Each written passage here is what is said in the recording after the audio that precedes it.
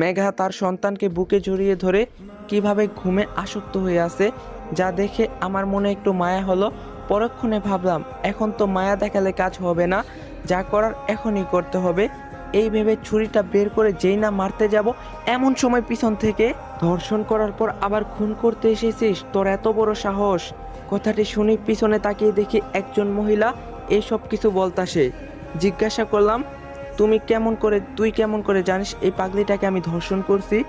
সেই রাতে আমিও এখানে ছিলাম। মানে, বুঝতে পারছিলি না? শোন তাহলে, অফিস থেকে ফেরার পথে যখন তুই মেয়েটাকে নষ্ট করতাছিস, তখন আমি ওভারব্রিজের উপর থেকে সব দেখছি।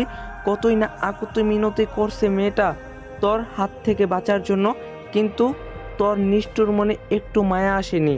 তার মানে আপনি সব জানেন? হ্যাঁ, সব জানি। প্লিজ এই কথাটি কাউকে বলবেন না। আপনি যা চাইবেন তাই দিব।